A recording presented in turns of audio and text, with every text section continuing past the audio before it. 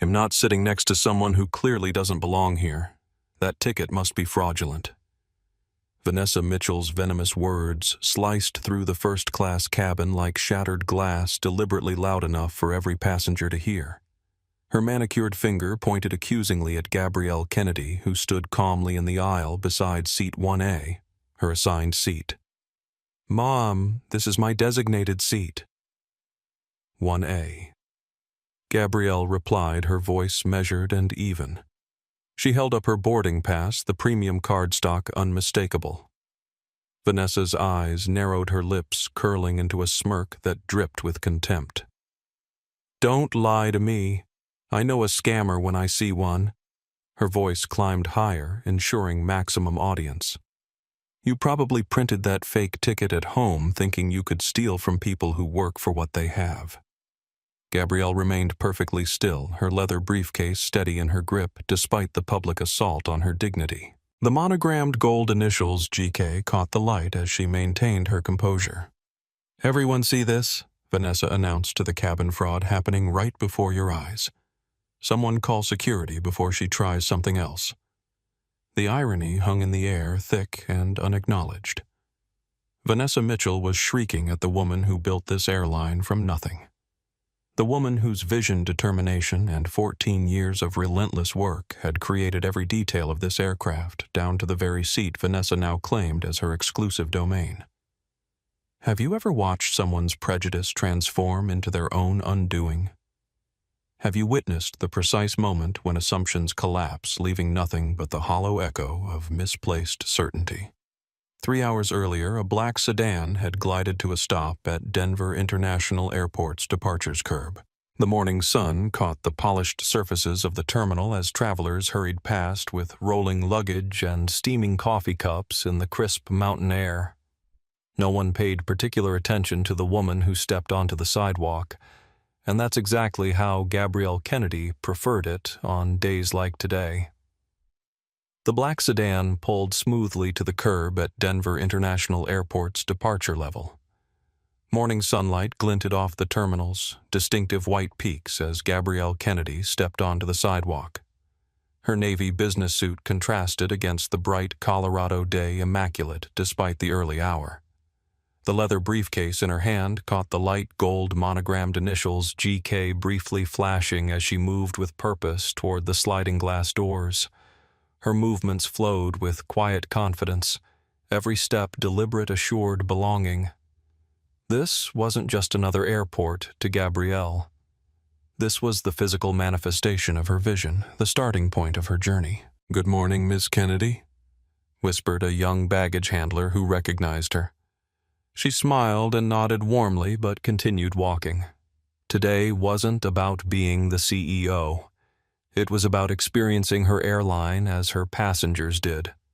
14 years ago, she had stood on this same curb, clutching nothing but a business plan and unshakable determination. Back then, she was just another aspiring entrepreneur with an improbable dream, a young black woman from Chicago's South Side proposing to start an airline. The memory surfaced vividly as she passed through the automatic doors. An airline Lawrence Whitfield had laughed, not bothering to hide his amusement as he slid her business plan back across the polished boardroom table. "Ms. Kennedy, do you have any idea of the capital requirements? The regulatory hurdles, the connections needed?" The investment banker hadn't bothered reading past the executive summary. His eyes had assessed her dark skin, her feminine features, her youth, and determined she wasn't worth serious consideration. Even established airlines struggled to maintain profitability. Another investor had told her more kindly, though no less dismissively, "This isn't a suitable venture for someone with your background." Her background. The words had stung because she knew exactly what they meant. Not her education at Northwestern, not her MBA, not her 5 years in aviation logistics. They meant her skin color, her gender, the assumptions made about both. Aviation is an old boys' network, the only female investor in another pitch meeting had told her, afterward voice lowered. "They'll never let you in. Choose another industry." But Gabrielle hadn't built her life by accepting other people's limitations. Every rejection had simply refined her approach, strengthened her resolve. She'd started smaller, securing funding for a regional charter service focusing on underserved routes. Success there led to expanded service. Strategic partnerships followed. Careful growth. Reinvestment. Now, Air Vista Airlines operated from 46 cities with a fleet that rivaled legacy carriers who once dismissed her as a naive dreamer. The white and teal planes with their distinctive rising sun logo had become recognized symbols of exceptional service and innovative management. Industry publications that once ignored her now featured her regularly. Her phone buzzed with a text from James Rivera. Her COO Atlanta merger meeting confirmed for 2 p.m. Board chair arriving early to discuss final terms. This deal changes everything. Gabrielle allowed herself a small smile. The merger would triple Air Vista's route network overnight, finally positioning her airline as a major national carrier.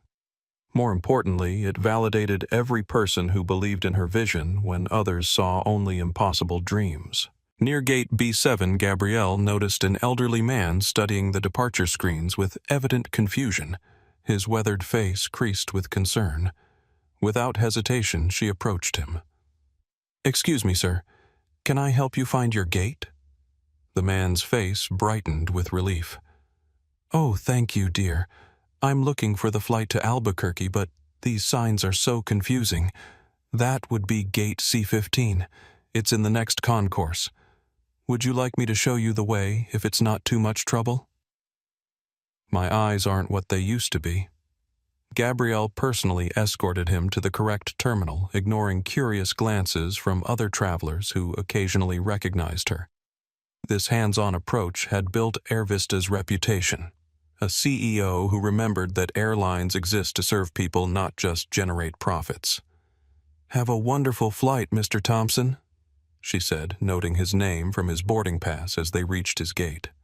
"Such a kind young lady," he responded, patting her hand. "You don't see service like this anymore?" Walking toward her own gate, Gabrielle passed a janitor mopping near the food court.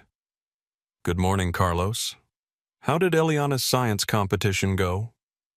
Carlos beamed with paternal pride.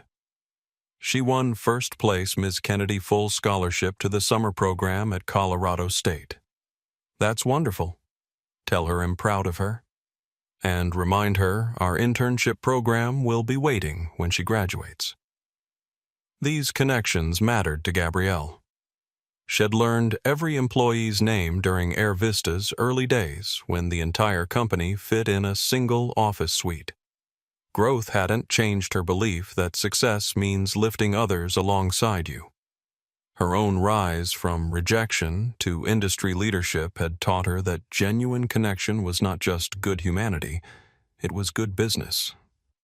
The terminal hummed around her, the controlled chaos of thousands of individual journeys intersecting briefly before continuing in their separate directions. Gabrielle observed everything. The cleanliness of floors, the efficiency of check-in counters, the friendliness of staff interactions. Mental notes accumulated. Details mattered. Her assistant called with an update. "The discrimination complaints from Phoenix and Denver routes are getting worse," Tanya reported. Passengers reporting hostile treatment from ground service staff at both locations. Similar patterns to what we saw in Dallas last month. Gabrielle's jaw tightened. These incidents represented her worst fear, that Air Vista's success might breed resentment from competitors' employees or contractors who handled their ground operations. She'd been investigating personally flying incognito to experience the service her customers received. "He'll handle it personally," she told Tanya. "Book me on flights through both cities next week. I want to see exactly what's happening." Today's Atlanta trip served the same purpose. Rather than using the executive boarding process reserved for airline CEOs, direct car service to aircraft bypassing terminals entirely, Gabrielle chose the regular passenger experience. She wanted authentic feedback even if it meant dealing with occasional inconveniences. This approach had built Air Vista from concept to reality. It would protect what she'd created. No matter how large the airline grew, Gabrielle Kennedy never forgot the most important perspective: the passengers. Gabrielle settled into a seat at Gate B-23, observing the pre-boarding process for Air Vista's flight to Atlanta. Her presence went unnoticed among the business travelers and vacationers exactly as she intended. She opened her tablet, reviewing the quarterly passenger satisfaction scores that had recently come across her desk. The numbers showed excellence in most categories: cleanliness, on-time performance, baggage handling, in-flight service. But customer experience scores at certain airports had slipped. Phoenix, Denver, and most recently Dallas showed troubling patterns in how passengers were treated during boarding and deplaning. The complaints came disproportionately from minority passengers. Gabrielle's leadership philosophy had always centered on personal verification. Early in Air Vista's history, when a passenger had complained about uncomfortable seating, Gabrielle had flown that route herself, sitting in every section. The resulting redesign had earned industry recognition for passenger comfort. Metrics matter, but experience tells the truth, she often reminded her executive team. This hands-on approach sometimes confused industry veterans used to leadership that remained isolated in corporate headquarters, but the results spoke for themselves. Air Vista consistently ranked highest in passenger satisfaction among mid-sized carriers. Today's journey served dual purposes. Beyond her scheduled merger meeting in Atlanta, Gabrielle would experience firsthand how passengers were treated at both Denver and Atlanta airports, gathering insights no report could capture. Her phone vibrated with an incoming call from James Rivera. "James," she answered. "How are the preparations coming along?" "Everything's set for the meeting," her COO replied. "The final valuation came in even higher than we projected. Sunbelt's board is unanimous. They want this merger to happen quickly. The Atlanta deal represented the culmination of Gabrielle's long-term strategy. Sunbelt Airlines had strong market share throughout the Southeast and Caribbean, regions where Air Vista currently had limited presence. Their management culture aligned well with Air Vista's people-first approach. Most importantly, the combined route network would create a true national carrier capable of competing with the industry giants. "What's your read on their executive team?" Gabrielle asked, watching a family with young children navigate the terminal. "Any concerns about cultural integration?" "Their CEO is fully on board," James assured her. "He's been transparent about wanting to step back toward retirement. A few of their VPs seem nervous, but that's expected. The ground staff seems excited. They've heard good things about how we treat employees." 14 years of building Air Vista had taught Gabrielle that mergers failed or succeeded based on people, not just numbers. Balance sheets could be reconciled far more easily than clashing cultures or threatened egos. "Good. Remind everyone that we're preserving jobs, not cutting them. We need their institutional knowledge as much as they need our growth trajectory." "Will do. The car will meet you at Atlanta Hartsfield. Legal team will be standing by if we need any last-minute adjustments to the terms." Gabrielle ended the call, her mind already mapping contingencies. This merger would triple Air Vista's route network, adding 87 new destinations overnight. The combined company would employ over 300 people, a far cry from the 26 employees who had launched the airline from a single gate at Denver International. Success had never made Gabrielle complacent.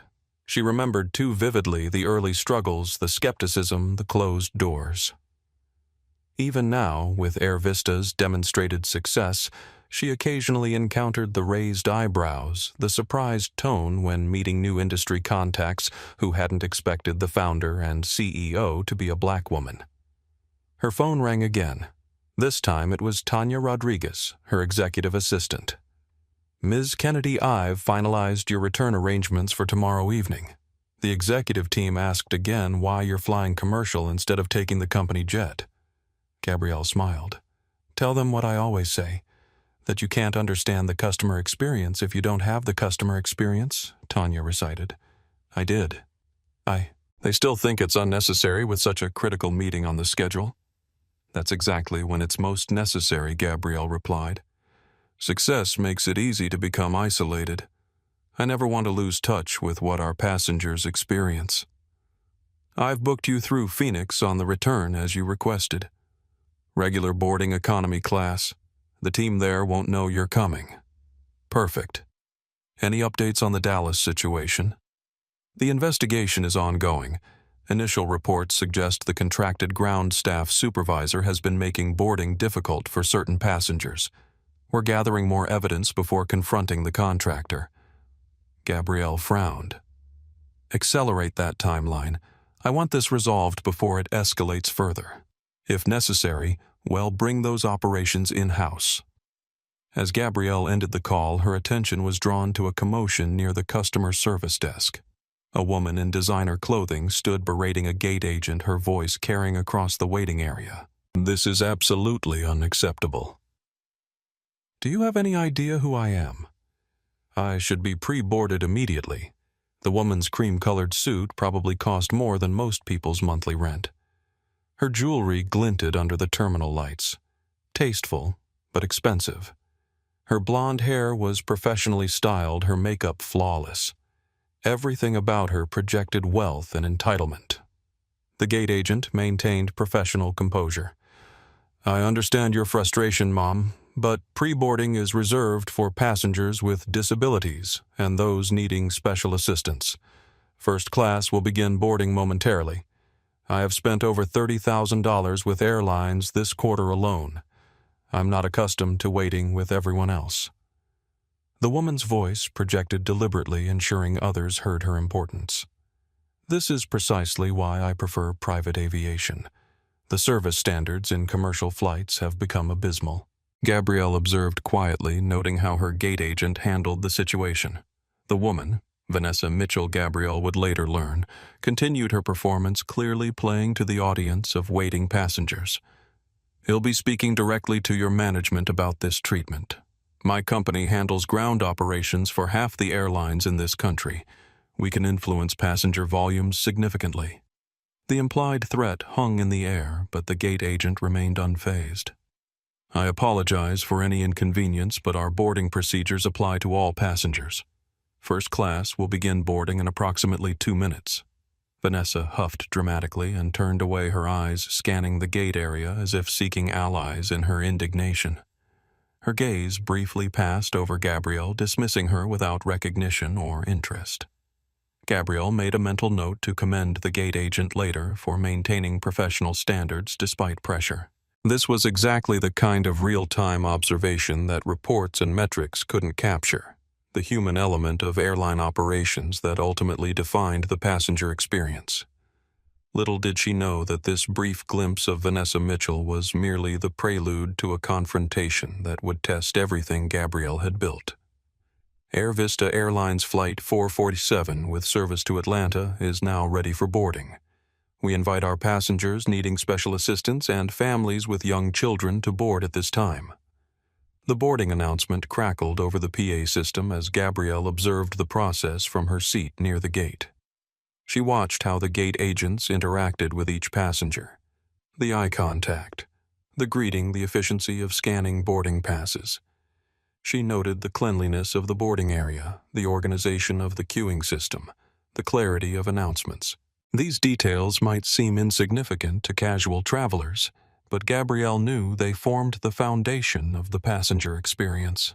The scent of the jet bridge, clean but with hints of jet fuel, the temperature slightly cool to offset the coming heat of the aircraft. The lighting bright enough for safety without being harsh. Everything contributed to a passenger's first impression of Air Vista. After families and those needing assistance boarded the gate, Agent made the next announcement. We now invite our Air Vista Premium and first-class passengers to board at their convenience. Vanessa Mitchell surged forward immediately, pushing past another first-class passenger who had been standing closer to the boarding lane. Her movement was aggressive, territorial, her Hermes bag swinging dramatically as she presented her boarding pass with theatrical flourish. Finally, she declared loudly enough for nearby passengers to hear. Some recognition for those of us who make this airline profitable. The gate agent maintained her professional smile while scanning Vanessa's boarding pass. "Thank you, Ms. Mitchell. You're in seat 1B. Enjoy your flight." Gabrielle waited her turn, observing how other premium passengers were treated.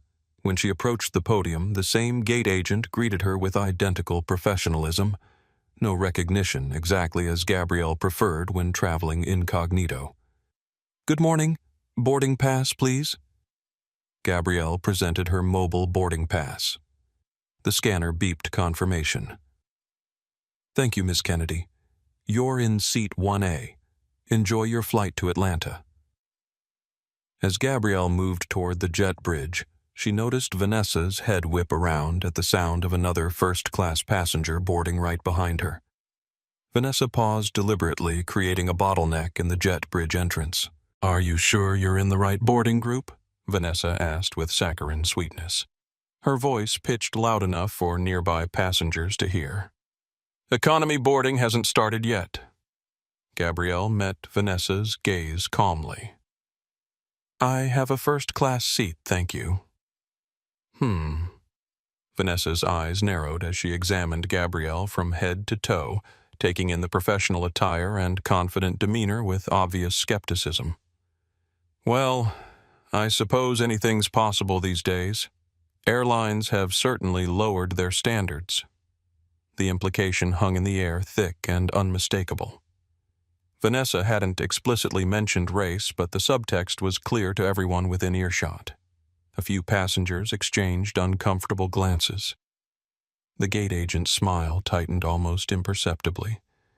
Gabrielle simply nodded and gestured toward the jet bridge. "After you." The jet bridge felt smaller with Vanessa's aggressive energy filling the space. She walked slowly, deliberately blocking the path while making a show of checking her phone and muttering just loudly enough to be heard. "I just can't believe how this industry has declined. There was a time when first class meant something, when certain standards were maintained." A young white man in a business suit behind Gabrielle rolled his eyes, clearly embarrassed by Vanessa's behavior. He caught Gabrielle's glance and offered an apologetic smile, which she returned with a slight nod. These small moments of human connection had always given Gabrielle hope, the silent acknowledgement that not everyone shared such prejudices. As they approached the aircraft door, flight attendant Miguel Fuentes greeted passengers with a warm smile. "Good morning. Welcome aboard Air Vista Flight 447 to Atlanta." Vanessa barely acknowledged him, brushing past to enter the cabin. Gabrielle, however, responded with equal warmth. "Good morning. Thank you." The first-class cabin gleamed with the recent refreshment Gabrielle had personally overseen 6 months earlier. The leather seats, a soft cream color with teal accents matching Air Vista's branding, were arranged in a 1-2 configuration. Privacy partitions of polished wood veneer separated each seat without creating isolation.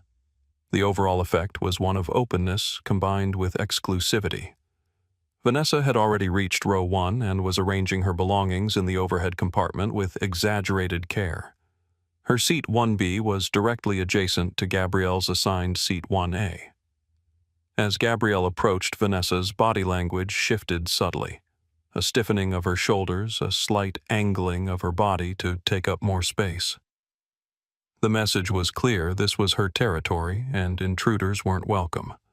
Gabrielle reached row 1 and gestured politely. "Excuse me, I need to get to my seat." Vanessa didn't move immediately. Instead, she looked directly at Gabrielle's boarding pass, which was still visible on her phone screen. 1A. There must be some mistake. That's a premium seat? There's no mistake, Gabrielle replied evenly. That's my assigned seat. But how did you... Vanessa caught herself, apparently realizing how the question would sound. She pivoted. Those seats are typically reserved for our highest-tier frequent flyers. The use of our implied ownership association with the airline that she didn't actually have. I'm familiar with the allocation system, Gabrielle said simply. She remained standing calm but unmovable. A senior flight attendant named Sandra Wilson approached her experienced eyes, quickly assessing the situation. "Is everything all right here?" "Everything's fine," Gabrielle assured her. "I'm just getting to my seat." "Her seat," Vanessa corrected with emphasis. "She claims to have been assigned 1A. Sandra glanced at Gabrielle's boarding pass. "Yes, that's correct. 1A is your assigned seat, ma'am." She stepped back to allow Gabrielle to pass. Vanessa reluctantly shifted, making a show of reorganizing her belongings to allow Gabrielle the absolute minimum space to access her seat. As Gabrielle settled in, Vanessa immediately repositioned her magazines and tablet to encroach on the armrest between them. The message was clear. Vanessa Mitchell might be forced to sit beside Gabrielle Kennedy, but she would ensure that Gabrielle knew exactly how unwelcome her presence was. Neither woman realized yet how dramatically their confrontation would escalate, or how completely the power dynamic between them would soon be reversed. "Excuse me, but you've put your bag in my overhead space." Vanessa's voice cut through the ambient sounds of boarding, deliberately loud enough for nearby passengers to hear. She pointed at Gabrielle's leather briefcase, which had been placed in the compartment above their seats. Gabrielle looked up from her phone. "The space is shared by both our seats. My bag is compact and leaves plenty of room for your items." "That's not how it works," Vanessa insisted, standing to reposition Gabrielle's briefcase, pushing it roughly to the side. "Premium passengers like myself are allocated priority space. Your things should go further back." The implication was clear. Vanessa didn't consider Gabrielle a legitimate premium passenger. A younger flight attendant noticed the interaction and approached tentatively. "Can I help with anything?" he asked. "Yes," Vanessa said immediately. "Please explain to this woman that first-class overhead compartments are for first-class passengers' luggage. She is a first-class passenger." "Mom," the flight attendant replied quietly. "Both of you are welcome to use the overhead space." Vanessa's eyes narrowed. Well, she should have been more considerate about leaving room for others. Some people think they can just push their way into spaces where they don't belong. The double meaning hung in the air. Gabrielle maintained her composure, though she noticed several passengers within earshot shifting uncomfortably. A woman across the aisle glanced up from her book, eyes widening slightly at Vanessa's tone. "I believe there's sufficient room for everyone's belongings," Gabrielle said calmly. "If you'd like, I can help rearrange things to make more space." "I don't need your help," Vanessa snapped. She turned to the flight attendant. "Instead of standing there, maybe you could offer me a pre-departure beverage. That is still part of premium service, isn't it?" "Of course, ma'am." "Well, begin beverage service momentarily." As boarding continued, Vanessa maintained a steady stream of comments, just loud enough for those nearby to hear. She complained about the declining standards of air travel, the interesting choices airlines were making with their passenger allocations, and how she normally traveled by private jet. Gabrielle focused on her phone, reviewing notes for her Atlanta meeting, but she was acutely aware of the tension building beside her. Years of navigating professional environments had taught her when to engage and when to simply observe. This moment called for observation.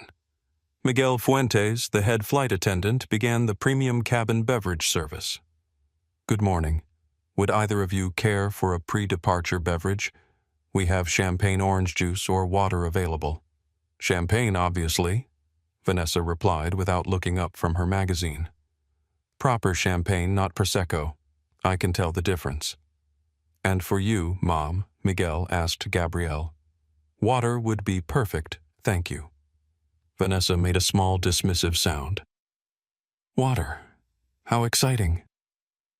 When Miguel returned with their drinks, Vanessa immediately questioned the champagne. "This isn't the brand you normally serve in first class. I fly frequently and I know what you usually offer." "This is our standard premium champagne," Mom Miguel explained politely. "Well, standards have clearly slipped," Vanessa muttered, just loud enough for Gabrielle to hear. Much like the passenger screening process.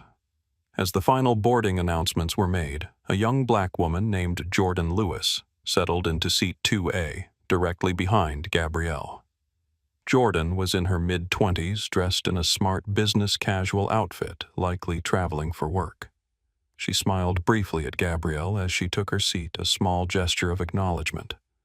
This subtle interaction seemed to irritate Vanessa further.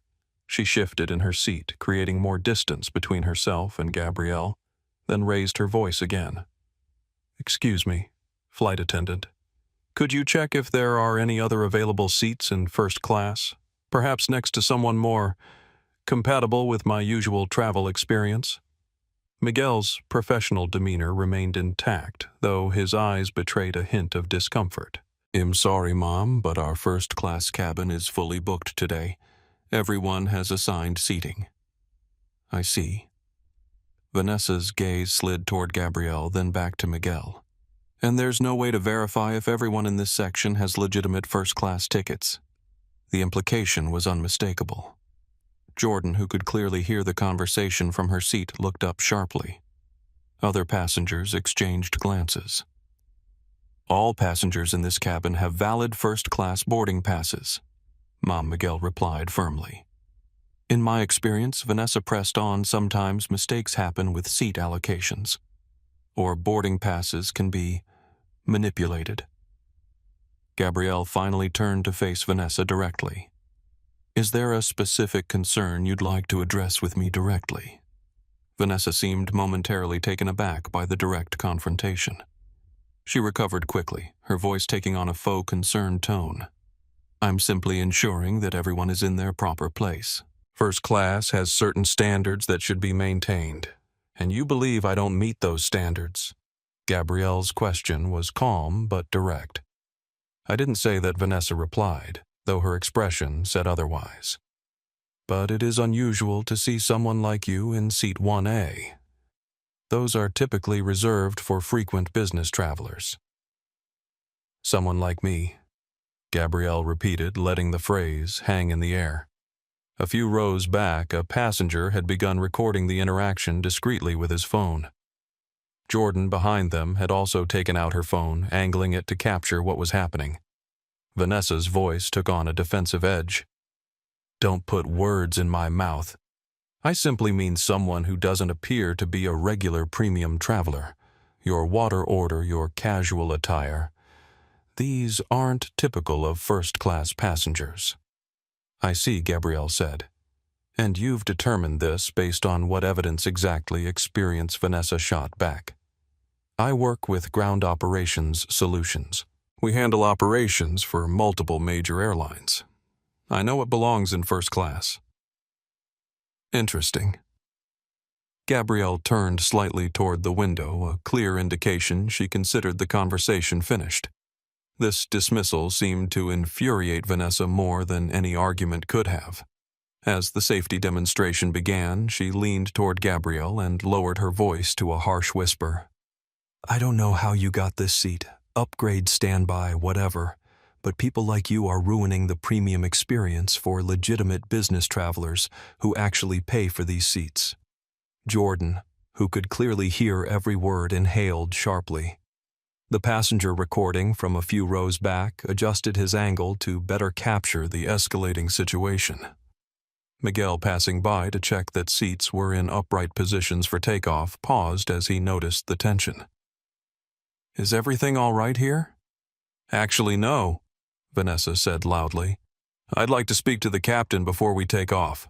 I have serious concerns about the passenger manifest in first class." The cabin fell suddenly quiet as other conversations stopped. All eyes turned toward row 1. "What specific concerns do you have, Mom Miguel?" asked, his professional tone now edged with caution. "I believe there may be passengers in first class who don't belong here," Vanessa declared, gesturing toward Gabrielle without directly pointing. "As someone who works in airline operations, I consider this a security matter that should be addressed before takeoff." Gabrielle finally turned back to face Vanessa fully. "Would you like to see my boarding pass again? Or perhaps my ID? What exactly would convince you that I belong in this seat?" The confrontation had reached a critical point.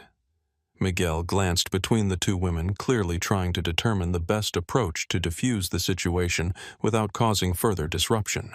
"Perhaps I should get the captain," he said finally, his voice betraying his discomfort with the escalating situation. "Yes, you should," Vanessa agreed emphatically. "This is exactly the kind of situation that requires proper authority." As Miguel stepped away to contact the cockpit, Jordan leaned forward slightly. "Excuse me," she said, addressing both women but looking particularly at Gabrielle. "I'm recording this interaction, just so everyone's aware." Vanessa's head whipped around. "That's an invasion of privacy." "You have no right." "Actually," Jordan interrupted calmly, "we're in a public space on a commercial aircraft. There's no expectation of privacy, especially during a potential security concern that you yourself raised." Other passengers had begun to murmur among themselves. The atmosphere in the first-class cabin had transformed from the usual pre-departure calm to a tense, charged environment where everyone was suddenly involved in the unfolding drama. The confrontation that had begun as thinly veiled microaggressions was now escalating into something much more public and explicit.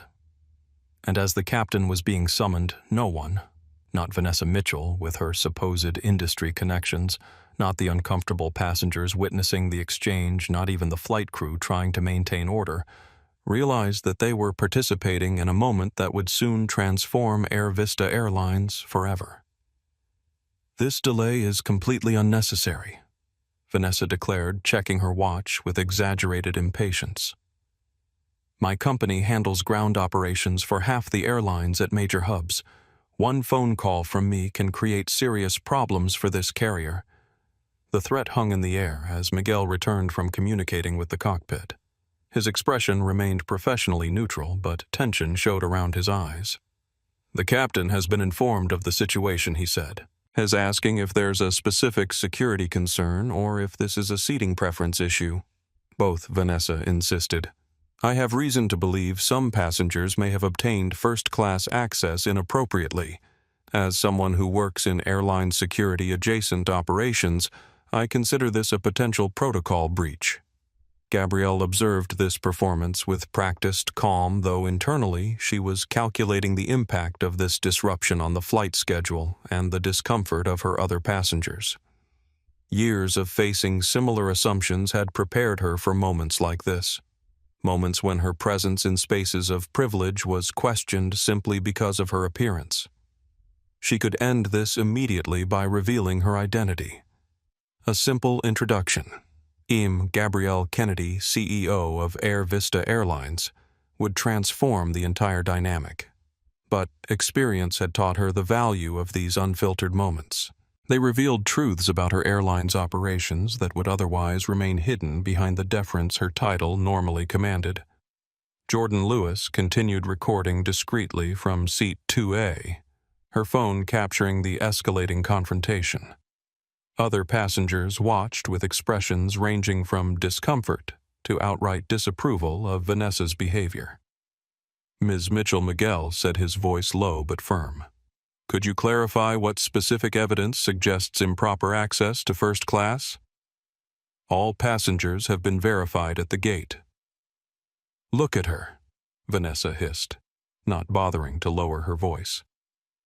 "Does she look like someone who belongs in seat 1A? The most premium seat on this aircraft. No designer bag. No executive appearance, drinking water instead of champagne. Use your eyes." A ripple of murmurs passed through the cabin. A businessman in 3C shook his head in visible disgust at Vanessa's comments. Miguel's professional facade momentarily cracked, revealing genuine discomfort. "Ma'am, we don't evaluate passengers based on appearance. Everyone in this cabin has a valid first-class ticket. Then check her ID against the manifest," Vanessa demanded. "I want verification that she's the actual person named on that boarding pass." Gabrielle, who had remained silent throughout this exchange, finally spoke. Her voice was measured, controlled, but carried natural authority that made everyone listen. I understand your concern for proper procedure, she said to Miguel, deliberately ignoring Vanessa. I'm happy to show my ID again if it will resolve this situation and prevent further delay for all passengers. She reached for her wallet, but Vanessa's hand suddenly shot out, grabbing Gabrielle's wrist. Don't let her access her bag, Vanessa said urgently. She could be destroying evidence of fraud. The physical contact crossed a crucial boundary. Audible gasps emerged from several passengers. Jordan's phone captured the moment clearly. Miguel stepped forward immediately. Ma'am, you cannot touch another passenger, he said firmly to Vanessa. Please remove your hand immediately. Vanessa released Gabrielle's wrist, but continued her performance. I'm trying to protect this airline from fraud. You should be thanking me. Gabrielle rubbed her wrist slightly where Vanessa had grabbed her. The touch hadn't been painful, but the violation of personal space was significant.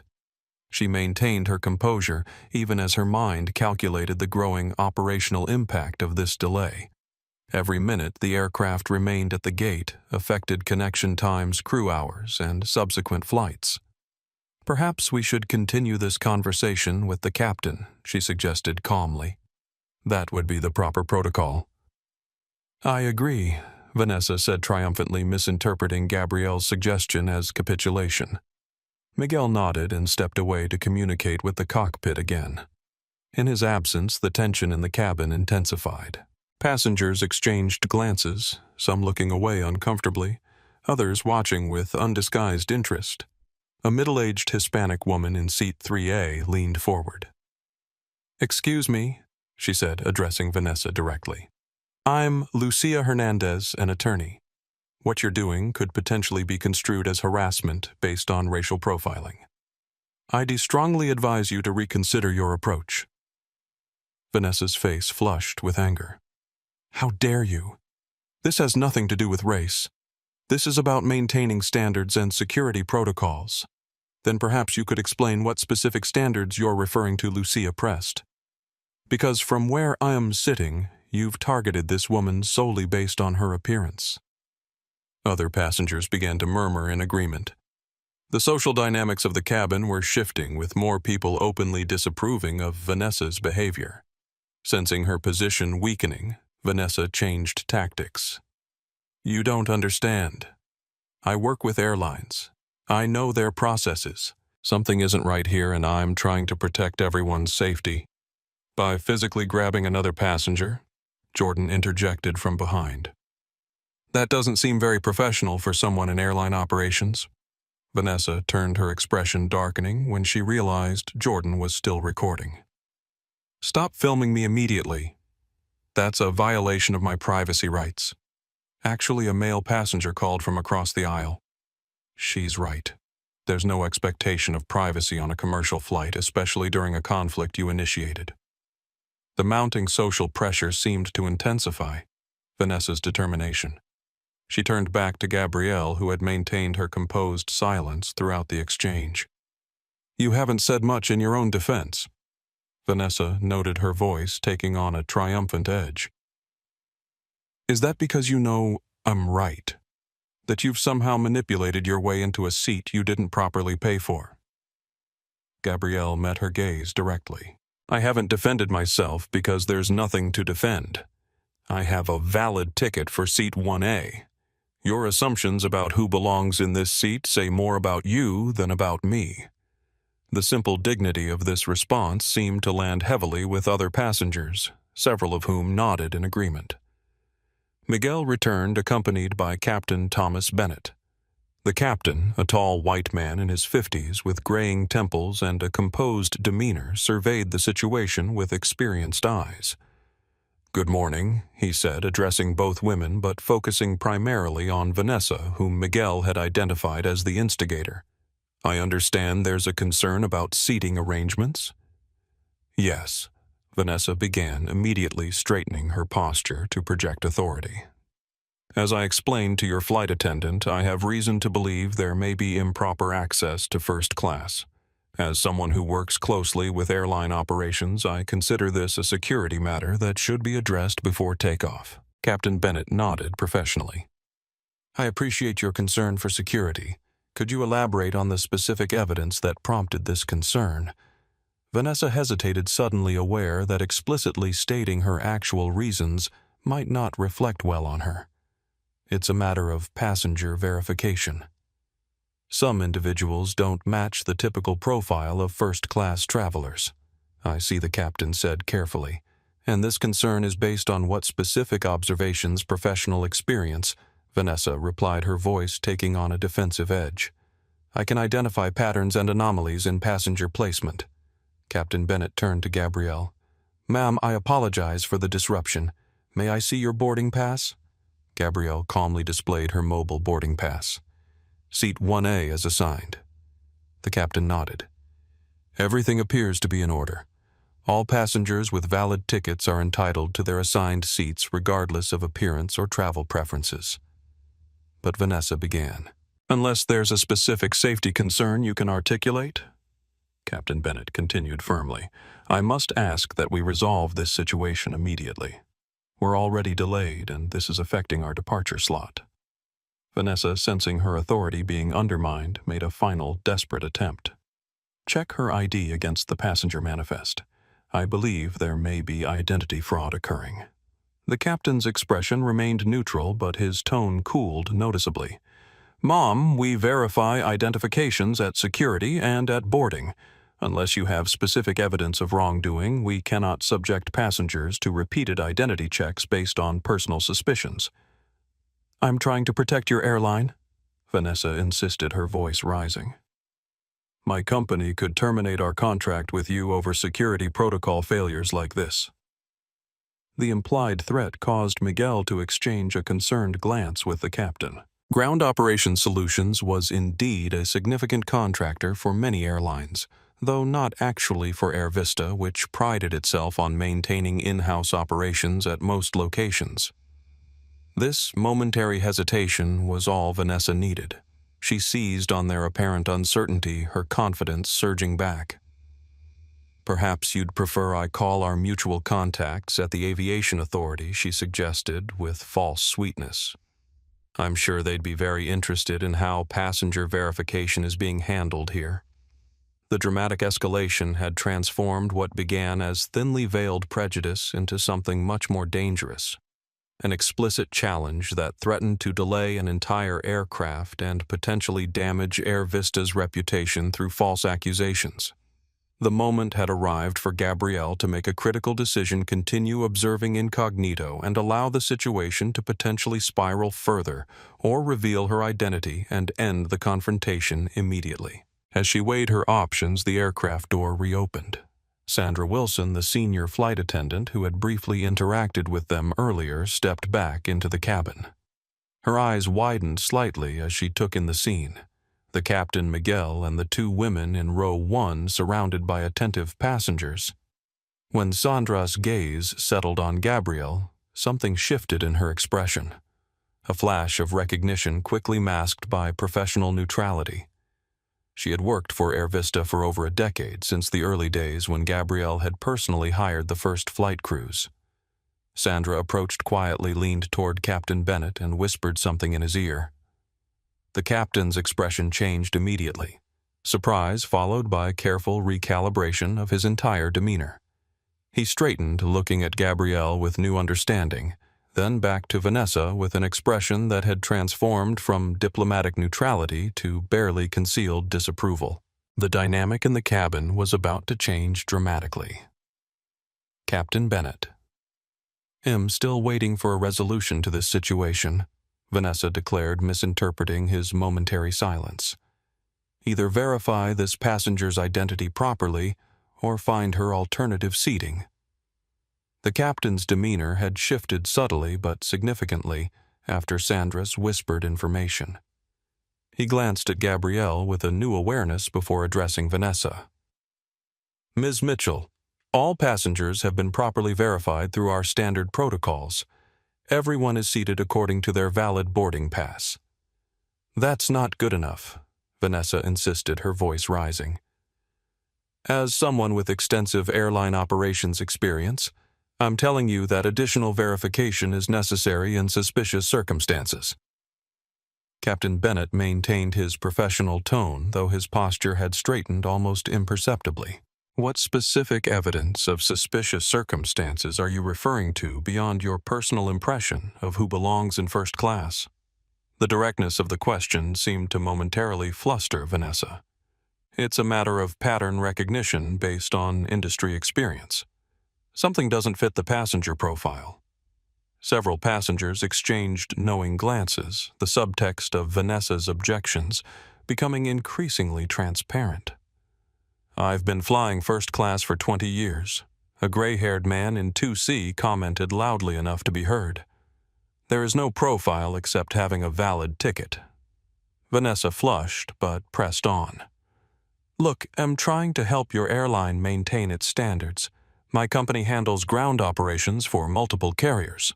Our contract explicitly includes security protocols. This declaration, meant to leverage her presumed authority, had an unexpected effect." Miguel and Sandra exchanged a quick glance of confusion. Air Vista was known throughout the industry for handling its own ground operations at most locations, part of Gabrielle Kennedy's commitment to maintaining direct control over the passenger experience. "Ms. Mitchell," Captain Bennett said carefully, "perhaps you could clarify which company you represent and what specific relationship it has with Air Vista Airlines Ground Operations Solutions," she replied with a hint of condescension. "We're the largest third-party aviation services provider in the country. We handle everything from check-in to baggage for dozens of airlines." Sandra's expression reflected polite skepticism. "I've been with Air Vista for 12 years, and I'm not familiar with that partnership at any of our hubs. We have numerous subsidiary brands," Vanessa said dismissively.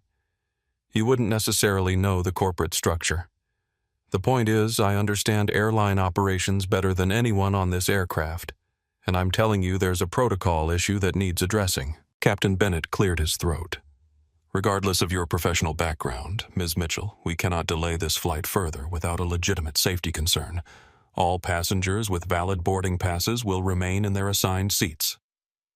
"So you're refusing to take appropriate security measures?" Vanessa asked incredulously. "He'll be reporting this to your corporate headquarters immediately." The irony of this threat hung in the air as Sandra tried unsuccessfully to suppress a small smile. Captain Bennett maintained his composure, though a hint of amusement briefly crossed his features. "You're welcome to contact our corporate offices with any concerns," he said evenly. "Now, if there are no actual safety issues to address, we need to prepare for departure." Vanessa, sensing her authority slipping away, made a final, desperate attempt. She turned directly to Gabrielle. "You haven't said much to defend yourself. Is that because you know I'm right, that you somehow manipulated your way into a seat where you don't belong?" The cabin fell silent. All eyes turned to Gabrielle, who had maintained remarkable composure throughout the confrontation. When she finally spoke, her voice was calm but carried natural authority that commanded attention. "I haven't defended myself because there's nothing to defend. I have a valid ticket for seat 1A. Your assumptions about who belongs here say more about you than about me." The dignity of this response resonated with the other passengers. Several nodded in agreement. From across the aisle, Lucia Hernandez spoke again. "I think we've all witnessed enough to understand what's really happening here. This isn't about security protocols or passenger verification. This is about assumptions based on appearance." "Exactly," Jordan added from her seat behind Gabrielle. "And I've recorded the entire interaction. Documenting patterns matters, doesn't it, Ms.?" Mitchell Vanessa turned eyes widening as she realized how many passengers were watching and judging her behavior. "This is ridiculous. I'm trying to maintain proper standards." "What standards exactly?" Lucia pressed. "The standard that first class is reserved for certain types of people, because that's what this sounds like to everyone watching." The social dynamics in the cabin had shifted dramatically. What began as one woman's entitled aggression had transformed into a public referendum on prejudice and belonging. Vanessa was no longer controlling the narrative. She was being held accountable by a jury of fellow passengers. Captain Bennett, recognizing the situation had moved beyond a simple seating dispute, made an executive decision. We need to resolve this immediately to avoid further delays. Ms. Mitchell, you have two options: return to your assigned seat and discontinue this disruption, or I can arrange for you to take a later flight. You're threatening to remove me? Vanessa asked incredulously. Do you have any idea who I am, or who I know in this industry am not threatening anything? The captain replied calmly. I'm offering options to resolve a situation that's delaying departure for all passengers. Vanessa looked around the cabin, seemingly expecting support, but finding only disapproval in the eyes of other travelers. Realizing her position was untenable, she retreated slightly. Fine, she said tightly. I'll remain in my seat, but I will be filing formal complaints about how this situation was handled. That's your right, Captain Bennett acknowledged. He turned to Gabrielle with a subtle but noticeable shift in demeanor, the nearly imperceptible difference between addressing a regular passenger and addressing someone recognized as significant. I apologize for the disruption. Gabrielle nodded graciously. Thank you, Captain. I appreciate your handling of the situation. As Captain Bennett and Miguel stepped away to resume departure preparations, Sandra lingered momentarily. She made a small adjustment to Gabrielle's seat as if providing standard first-class service, but her quiet words were meant for Gabrielle alone. It's good to see you on board, Ms. Kennedy. Should I inform the team of your presence? Not necessary, Sandra Gabrielle replied softly. I'm just experiencing the flight as our passengers do today. Sandra nodded with understanding and stepped away. This brief exchange went unnoticed by Vanessa, who was busily tapping on her phone, presumably drafting complaints to airline management, unaware that the very founder and CEO of Air Vista Airlines sat beside her. The confrontation had reached a temporary détente, but the tension remained palpable. Vanessa sat rigidly radiating indignation and entitlement. Gabrielle returned to reviewing her notes for the Atlanta meeting, outwardly composed despite the unnecessary drama. Neither woman spoke directly to the other as the aircraft finally pushed back from the gate nearly 20 minutes behind schedule. The delay would affect connecting passengers, crew hours, and subsequent flights. Exactly the kind of operational impact that Gabrielle had built her airline to minimize. As the engine spooled up for taxi, Jordan leaned forward slightly from her seat behind them. Excuse me, she said, addressing Gabrielle quietly. I just wanted to say that I admire how you handled that situation. Dignity always speaks volumes. Thank you, Gabrielle replied with a warm smile. Sometimes the most powerful response is simply refusing to let others define your worth. Vanessa stared stonily ahead, pretending not to hear this exchange, but clearly registering every word. Her grip on her armrest tightened, knuckles whitening with the effort of maintaining her composure in the face of mounting public judgment. What she didn't realize was that this confrontation was far from over. The revelation of Gabrielle's true identity was merely delayed, not prevented. And when it finally came, it would transform not just this flight, but potentially the culture of air travel itself. Ladies and gentlemen, we've reached our cruising altitude of 37,000 feet. The captain has turned off the fastened seatbelt sign, though we do recommend keeping your seatbelt fastened while seated. Our flight attendants will begin beverage service momentarily. The flight had maintained a tense quiet since takeoff. Vanessa had buried herself in her phone, aggressively typing what appeared to be emails or messages, occasionally shooting sidelong glances at Gabrielle, who remained focused on her tablet reviewing documents for her Atlanta meeting. The artificial calm broke when Miguel approached with the beverage cart. May I offer you something to drink? Sparkling water, please, Gabrielle requested. I'll have the Chardonnay, Vanessa said curtly, not looking up from her phone. The reserve, not the standard offering. Miguel served their drinks with professional courtesy. As he handed Gabrielle her sparkling water, he hesitated briefly. Would you care for anything else, Mom? Perhaps something from our premium menu? There was a subtle difference in his tone, a deference that hadn't been present during boarding. Vanessa noticed immediately, her head tilting slightly as she observed the interaction. "Nothing else for now." "Thank you," Gabrielle replied with a warm smile. After Miguel moved on, Vanessa sipped her wine in silence for several minutes before finally addressing Gabrielle directly. "Interesting how the service improves once they think you belong." She observed, her tone deliberately casual but laced with lingering disdain. Gabrielle turned slightly toward her. "The service has been professional throughout. Perhaps perception colors how we experience interactions." "That's quite philosophical for someone who was nearly removed from first class an hour ago," Vanessa replied with a tight smile. "Was I?" Gabrielle asked, mildly. "I don't recall being at risk of removal at any point." This simple contradiction to Vanessa's narrative visibly irritated her. "Well, clearly there was confusion about your status. Otherwise, the captain wouldn't have been called." "The captain was called because you insisted on it," Gabrielle pointed out. "Not because there was any legitimate question about my status."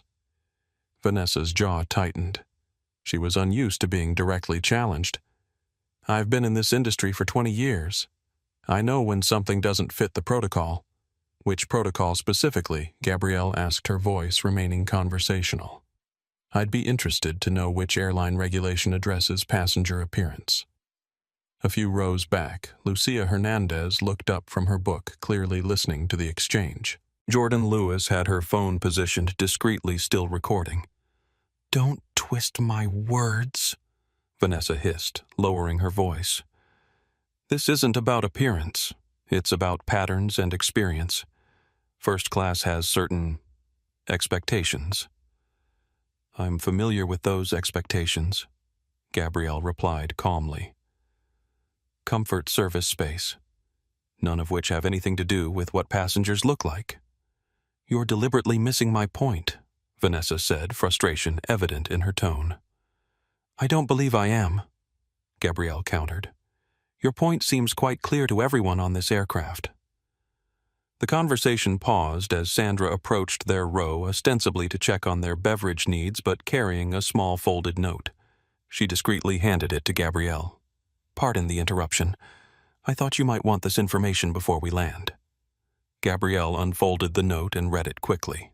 It contained details about the discrimination complaints from Phoenix and Denver. Information Sandra had gathered from other crew members knowing of Gabrielle's ongoing investigation. Vanessa watched this interaction with narrowed eyes. "Passing notes now. How unprofessional." Sandra smiled pleasantly. "Is there anything else I can get for you, Ms. Mitchell? An explanation for why this passenger is receiving preferential treatment would be nice," Vanessa replied sharply. First, the captain's special attention, now private notes from the crew. Sandra's expression remained professionally neutral, though a hint of amusement touched her eyes. "We strive to provide excellent service to all our first-class passengers, ma'am." As Sandra moved away, Vanessa turned back to Gabrielle with renewed suspicion. "Who exactly are you?" "Some relative of an airline executive using family connections." Gabrielle considered her response carefully. The moment for revelation was approaching, but timing mattered. This confrontation had already provided valuable insights into the passenger experience that would inform policy changes. Exactly the kind of unfiltered feedback her incognito travels were designed to gather. "I'm simply another passenger," Gabrielle replied. "Though I am curious about your company's relationship with airlines. You mentioned Ground Operations Solutions handles operations for multiple carriers." The slight pivot worked. Vanessa immediately seized the opportunity to assert her importance. "We're the largest aviation services contractor in the country," she declared with evident pride. "Check-in baggage handling, gate operations. We do it all. Airlines outsource to us because we maintain higher standards than they could achieve internally." "Interesting," Gabrielle said. "And which airlines specifically contract with your company?" "All the major carriers except a few stubborn holdouts," Vanessa replied dismissively. "Over 60% of domestic flights involve our services somewhere in the journey. We're practically running the industry behind the scenes." Gabrielle nodded thoughtfully. And your role specifically, I'm Regional Operations Director for the Western Division, Vanessa said, clearly pleased to be discussing her importance. I oversee service delivery at 12 major airports. That's why I recognize when protocols aren't being followed properly. I see, Gabrielle said. So, you're familiar with Air Vista's operations model? Vanessa waved her hand vaguely. Of course. Small carrier trying to compete with the big players. They'll eventually realize they need our services to scale efficiently. All the independents do eventually. This fundamental misunderstanding of Air Vista's business model, the airline had deliberately built its reputation on keeping operations in-house specifically to maintain service quality, nearly caused Gabrielle to smile. Instead, she maintained her neutral expression. You mentioned reporting today's situation to corporate headquarters, Gabrielle noted. Who specifically would you contact? I have direct lines to executives at every major airline, Vanessa boasted. One call from me and flight attendants get reassigned to less desirable routes. Pilots get schedule audits. That's the reality of this industry. It's about who you know and who respects your authority. The revealing statement hung in the air. Several nearby passengers exchanged glances, clearly troubled by this casual admission of using corporate connections to punish employees who displeased her. From her seat behind them, Jordan spoke up. Excuse me, but did you just say you regularly contact airlines to have staff punished for not giving you preferential treatment? Vanessa turned sharply. Mind your own business, and stop recording me. It is my business when someone threatens airline staff with retaliation, Jordan replied calmly, especially when those threats appear to be based on prejudice. Other passengers had begun to pay close attention to the exchange. The confrontation was no longer private. It had become a public referendum on privilege and its abuses. You have no idea how this industry works, Vanessa snapped. Relationships and standards matter. Some people simply don't belong in premium spaces. This blatant statement caused audible reactions throughout the cabin. Lucia Hernandez closed her book entirely, her attorney's instincts clearly engaged by the increasingly explicit nature of Vanessa's comments. Would you care to clarify which people don't belong? Lucia asked pointedly. Vanessa seemed to suddenly realize she had an audience and that her statements were being judged and recorded. She attempted to backpedal. I'm referring to people without proper qualifications or experience. This has nothing to do with personal characteristics. Yet you made assumptions about this passenger, Jordan noted, gesturing toward Gabrielle based solely on her appearance. You questioned her right to be here without knowing anything about her qualifications, experience, or status. The cabin had fallen completely silent. Even passengers who had been trying to mind their own business were now fully invested in the unfolding drama. Vanessa, cornered by her own statements and the mounting social pressure, turned to Gabrielle with frustration. Why aren't you saying anything? You're letting these people put words in my mouth and mischaracterize my concerns. Gabrielle set her tablet aside and finally turned to face Vanessa directly. The moment had arrived. Ms. Mitchell. She began, her voice carrying a quiet authority that immediately commanded attention. I've been listening carefully to your perspective. It's been quite illuminating. Illuminating? Vanessa repeated suspiciously. Yes, Gabrielle continued. You see, I've been investigating reports of discriminatory treatment at several airports.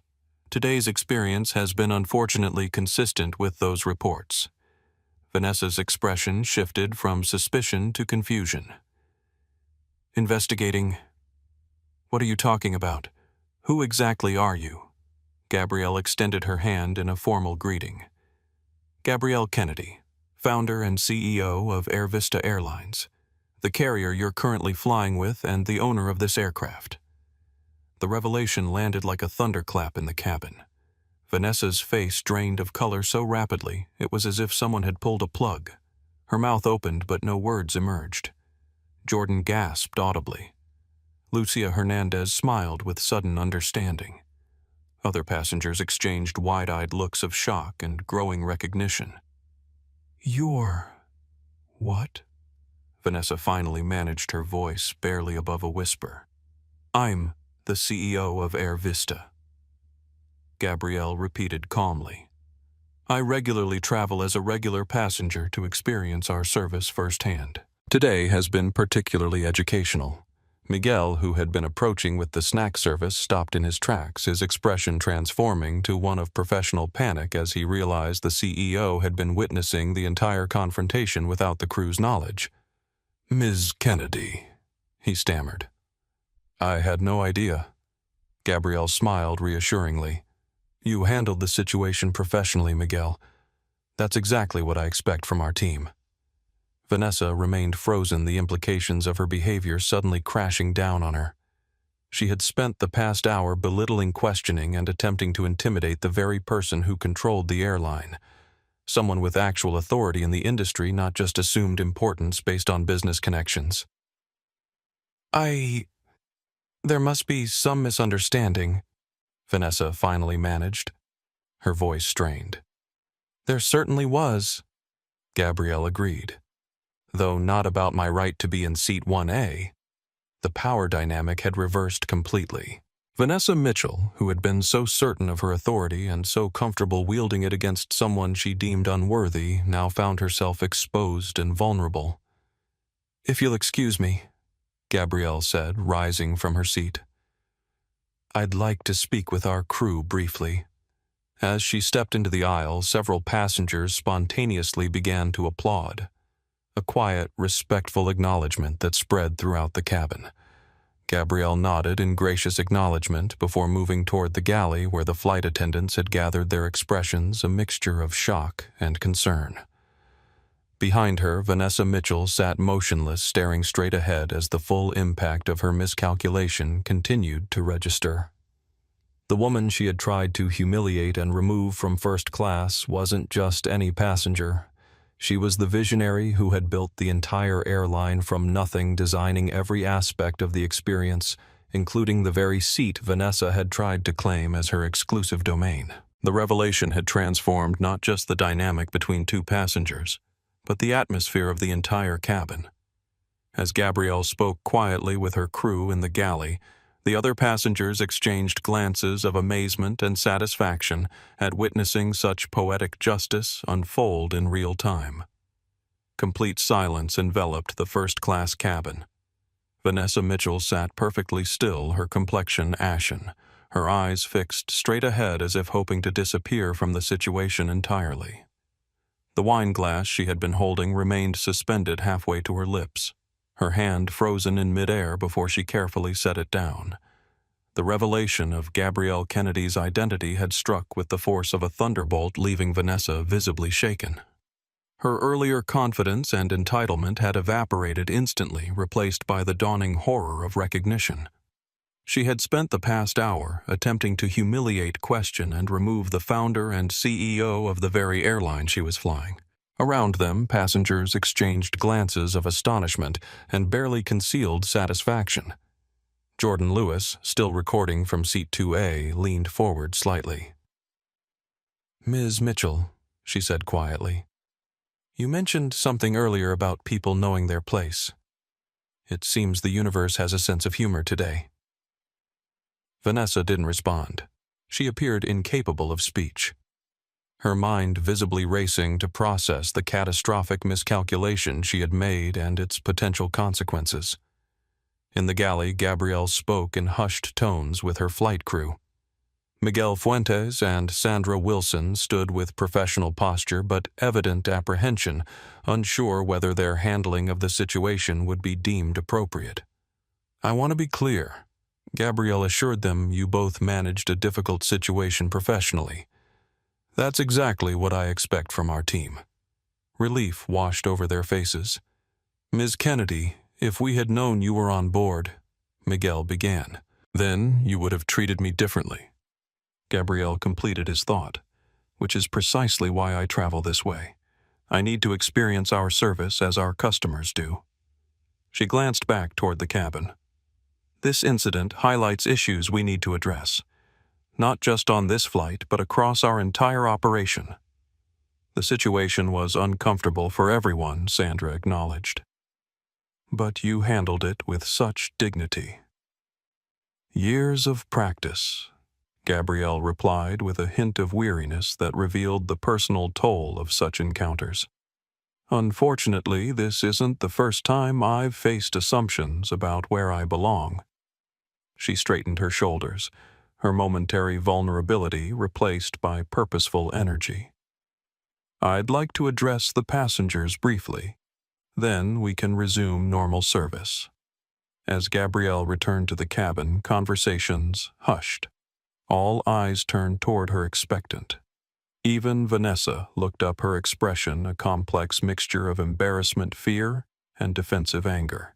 Gabrielle stood in the center aisle where everyone could see her. When she spoke, her voice carried natural authority tempered with genuine warmth. Good morning, everyone.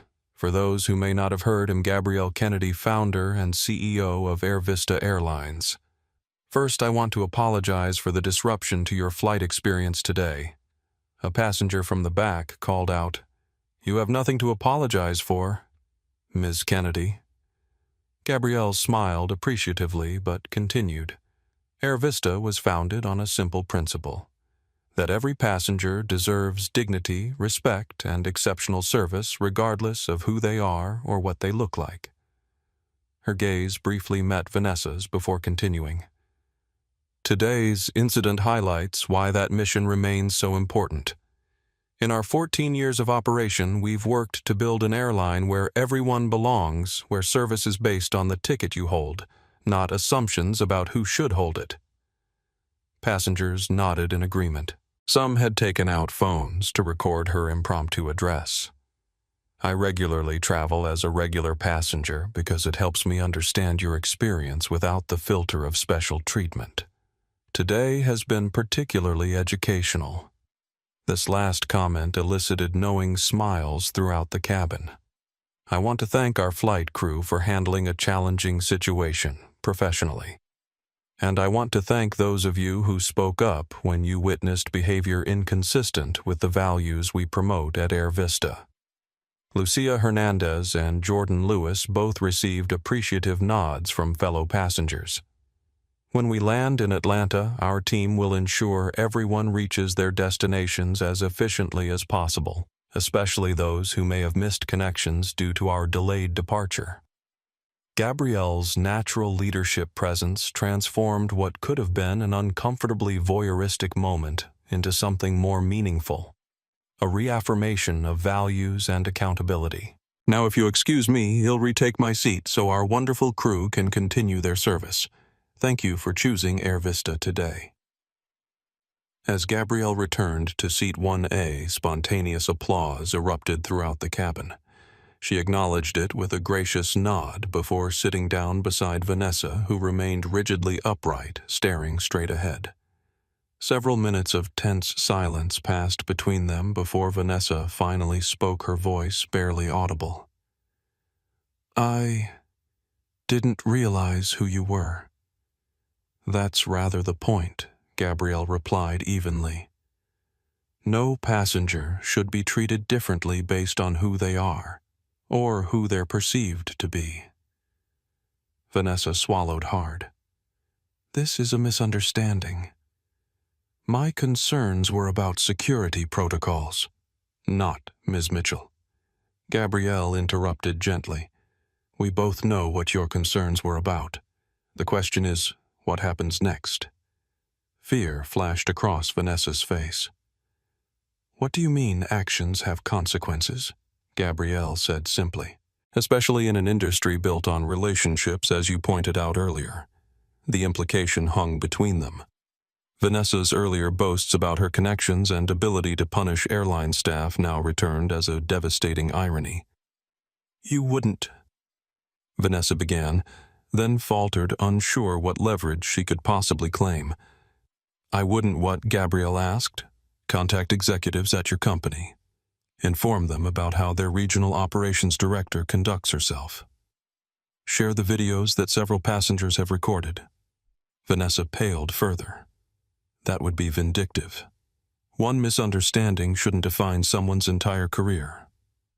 Interesting perspective, Gabrielle noted, especially from someone who just 30 minutes ago threatened to have our staff reassigned to less desirable routes for not giving you preferential treatment.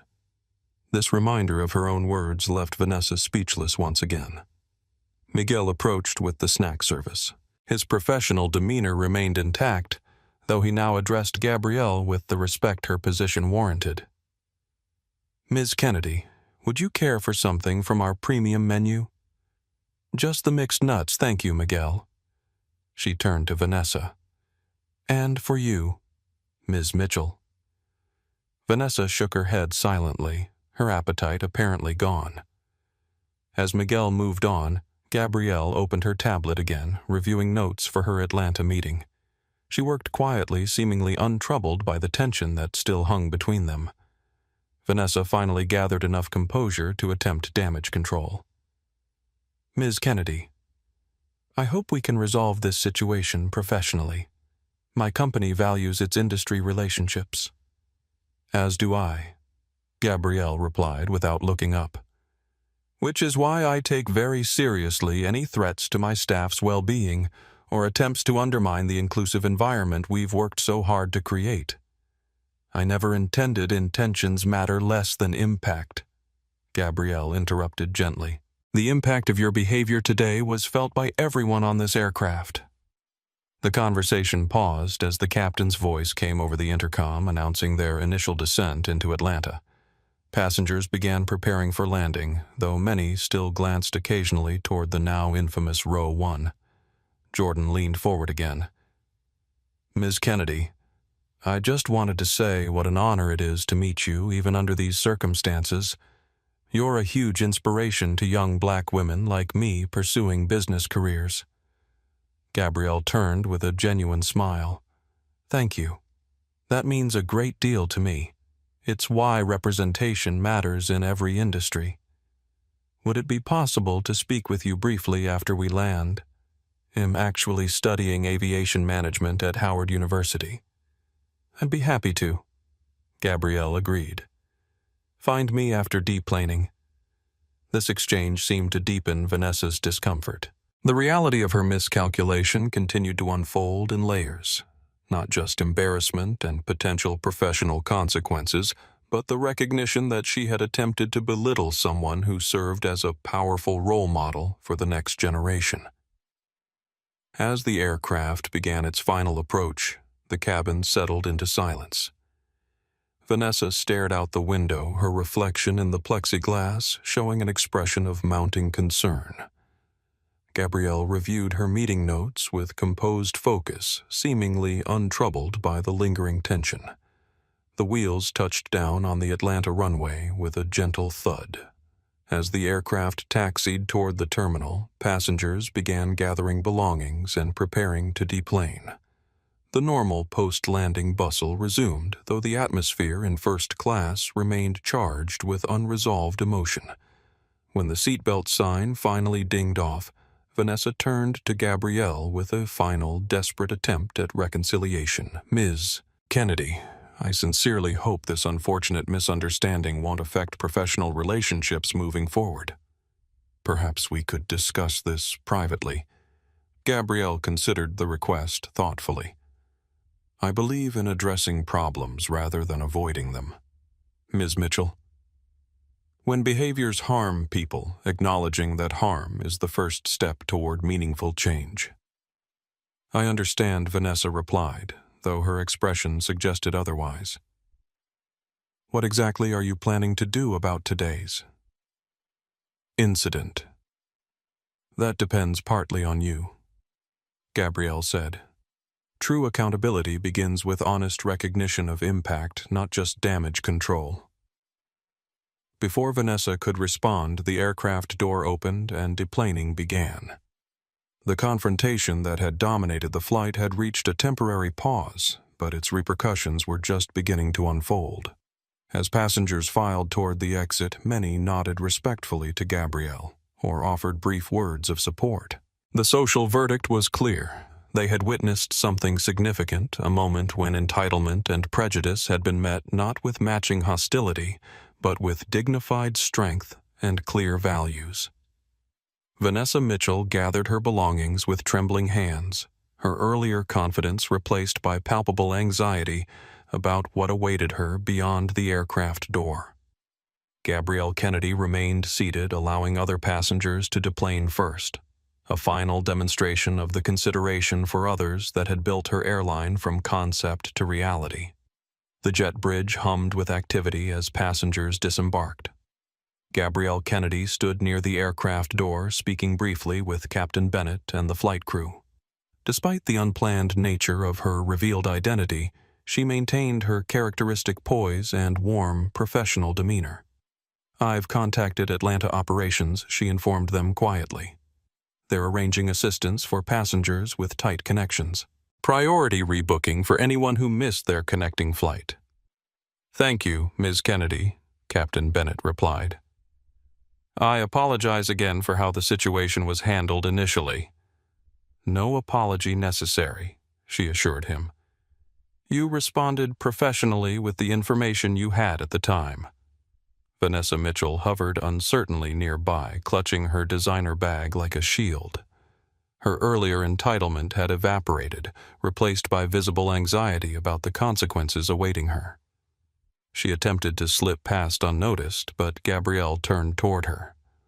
"Ms. Mitchell, a moment, please."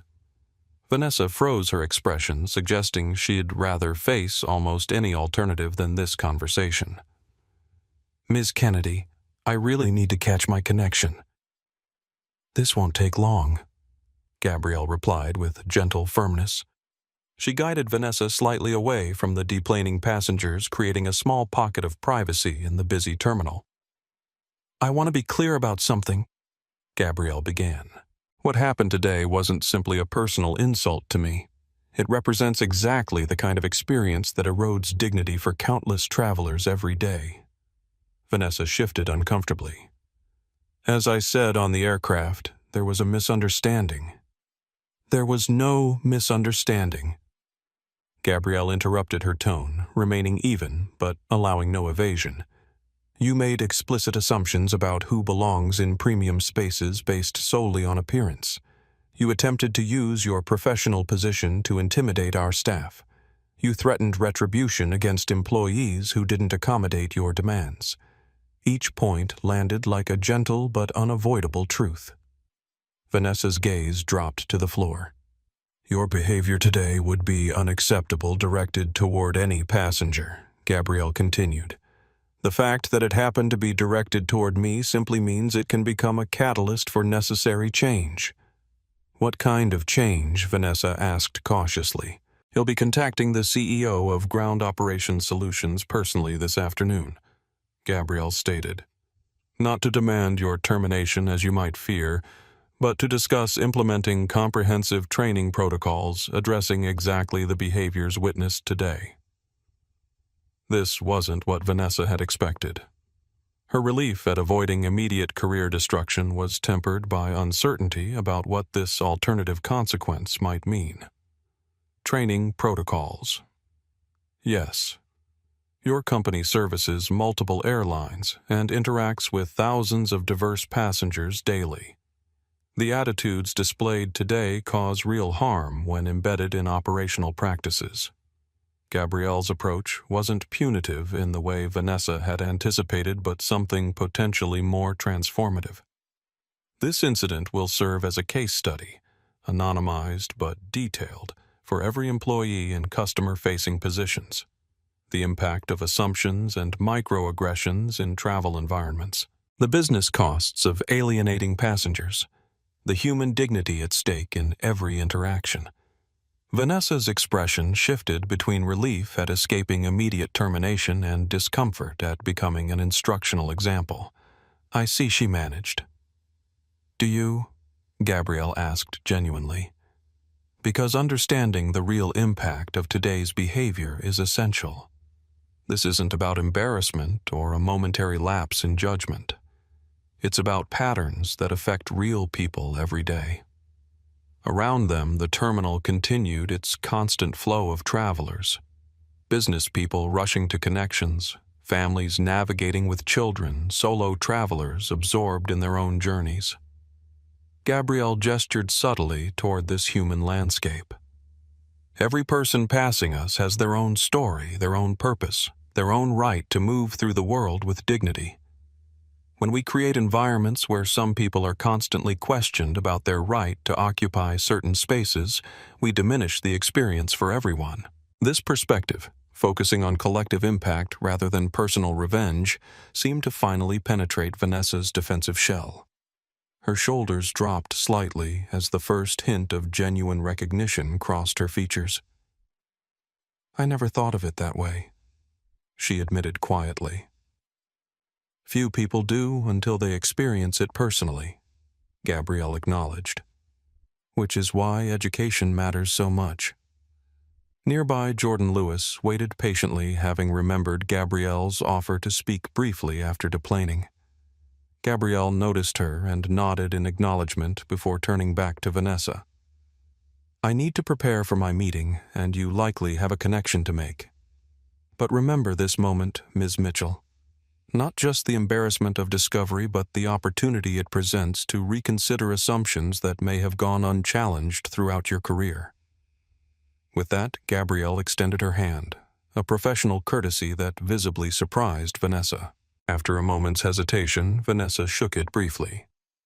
"Thank you for not destroying my career," Vanessa said awkwardly. "Consequences should educate, not just punish," Gabrielle replied. "Though I should mention that several passengers recorded today's interaction. In our connected world, accountability often extends beyond official channels. This reminder that the incident might have a digital life beyond the flight caused Vanessa to pale slightly. She nodded once more before hurrying away toward her connecting gate. Gabrielle turned to Jordan, who approached with evident admiration. "Ms. Kennedy, thank you so much for taking time to speak with me. What you did back there was incredible." "What specifically impressed you?" Gabrielle asked with genuine interest. "The way you maintained your dignity throughout, even when you had every right to be angry. And then offering education instead of just punishment. It was masterful." Gabrielle smiled. "Education creates lasting change. Punishment often just creates resentment." "I'm studying aviation management at Howard," Jordan explained. "Your career path has been such an inspiration. Building Air Vista from nothing, especially as a black woman in an industry that's historically been resistant to change." Gabrielle supplied with a knowing smile. "Exactly. Would you mind if I asked what advice you'd give someone hoping to follow a similar path?" Gabrielle considered the question thoughtfully. "Never let others define what's possible for you. When I proposed starting an airline, I was told repeatedly it couldn't be done. Not by someone with my background. Each rejection refined my approach without diminishing my vision." She continued, "And remember that how you succeed matters as much as whether you succeed. Build organizations that reflect the values you wish existed in the world." Jordan nodded eagerly, absorbing each word. "That's powerful advice." "Thank you." "Here," Gabrielle said, pulling a business card from her briefcase. "Email my office about our internship program. We're always looking for passionate people who understand our mission." Jordan accepted the card with visible emotion. "I will definitely do that." "Thank you so much." As they parted ways, Gabrielle checked her watch. Despite the flight delay, she still had time to prepare for her merger meeting. She headed toward the executive lounge, already mentally transitioning from the morning's confrontation to the afternoon's strategic business discussion. What she didn't yet realize was how quickly the incident was spreading beyond the aircraft. Jordan's video had already been uploaded to social media with the caption, "White woman tries to remove black passenger from first class. Turns out she built the airline." Within the hour, it would begin its viral journey across platforms, sparking conversations about privilege assumptions and belonging that would extend far beyond this single flight or airline. The private confrontation between two women was transforming into a public referendum on dignity and respect in shared spaces. As Gabrielle Kennedy prepared for her meeting, the culmination of years of strategic planning and business development, the ripple effects of Seat 1A were just beginning to spread outward, touching lives and prompting reflections far beyond what either woman could have anticipated when they boarded Flight 447 that morning. Ms. Kennedy, the board chair, just arrived in the conference room. The final merger documents are prepared for review. James Rivera, Air Vista's COO, stood in the doorway of the private office Gabrielle had been using to prepare for the afternoon's crucial meeting. Her composed expression gave no indication of the morning's dramatic confrontation. "Thank you, James. He'll be there momentarily." As he turned to leave, he hesitated. "I should mention, there's a situation developing on social media. A video from your flight this morning has gone viral." Gabrielle paused. "How viral?" "Over 200,000 views in the past hour, climbing rapidly. Major news outlets are requesting comment. Our communications team is fielding inquiries about the Air Vista CEO confrontation." She nodded thoughtfully. "Have them prepare a statement emphasizing our commitment to dignity for all passengers. No personal attacks against the other individual involved. Focus on our values and mission." "Already in progress," James assured her. "The public response has been overwhelmingly supportive of you and Air Vista. People are sharing their own experiences with similar treatment. The unplanned visibility created an interesting dynamic on the day of their most significant business negotiation. Let's use this moment constructively," Gabrielle decided. "After the merger announcement, we'll unveil the new passenger dignity protocols we've been developing. The timing couldn't be more relevant." James smiled appreciatively. "Always finding the strategic opportunity. That's why we follow you." "Not an opportunity I would have chosen," Gabrielle admitted, "but one we can use to drive positive change." As they walked toward the conference room, Gabrielle's phone buzzed with a text from Tanya Rodriguez, her assistant. "Video at 1.2 million views. Hatched Air Vista values and #SeatIB trending. Media requesting interviews." The merger meeting proceeded with the focused professionalism that had built Air Vista's reputation. Sunbelt Airlines board chair, impressed by the strategic vision Gabrielle presented, signed the final agreements that would create the nation's newest major carrier. "Congratulations, Ms. Kennedy," he said, shaking her hand firmly. "You've built something remarkable from nothing. Sunbelt is proud to join forces with Air Vista. The combined strength of our networks will create something greater than either airline could achieve alone," Gabrielle replied, "while maintaining the values that have defined both our companies." As champagne was poured to celebrate the historic agreement, Gabrielle's phone continued buzzing with updates. The morning's confrontation had struck a powerful chord with the public, sparking conversations about privilege, belonging, and accountability in public spaces. Meanwhile, Vanessa Mitchell sat alone in an airport restaurant, staring at her own phone in growing horror. The video had spread with astonishing speed, her face and words now exposed to millions of viewers. Her initial desperate damage control attempts, sending explanatory emails to her supervisors, calling industry contacts, had been overtaken by the viral velocity of the story. Her phone rang. The caller ID displayed her CEO's name. "Vanessa," he began without preamble, "I've just had a remarkably gracious call from Gabrielle Kennedy. We need to discuss what happened this morning." "Sir, I can explain." "The explanation will need to be thorough," he interrupted. "Ms. Kennedy wasn't calling for punitive action, which frankly surprises me, given what I've seen in the videos. Instead, she proposed a joint initiative on passenger dignity training. She's turning this incident into an educational opportunity." Vanessa sat in stunned silence. The consequences shed feared, immediate termination, industry blacklisting, weren't materializing in the expected form. Instead, something potentially more profound was unfolding. You're being placed on administrative leave effective immediately while we conduct a full review, her CEO continued. Upon your return, you'll be heading up the implementation of the new training protocols, using your first-hand experience with this incident to drive meaningful change in how our staff interact with diverse passengers. The elegant accountability of this approach left Vanessa speechless. Rather than simply being punished or discarded, she was being tasked with becoming an agent of the very transformation her behavior had made necessary. I understand, she managed finally. I'm not sure you do, but that's part of the process, her CEO replied. This incident has created a significant learning opportunity for our entire organization. Ms. Kennedy has offered to personally participate in developing the training materials.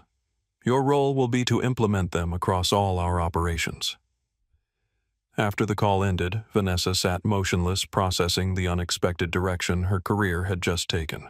Her phone continued lighting up with notifications as the video spread, further commentary accumulated, and her name became temporarily synonymous with entitlement and prejudice.